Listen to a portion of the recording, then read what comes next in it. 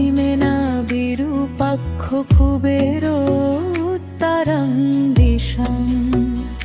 সুখী হোক সকল দেবগণ, সুখী হোক সকল সত্যগণ, সুখী হোক সকল নাগগণ, সুখী হোক সকল যক্ষগণ।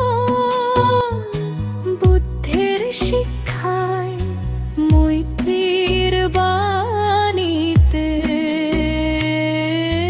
বুদ্ধের শিক্ষায় করুণার বাণীতে। চলো সবে করি মৈত্রী সাধন।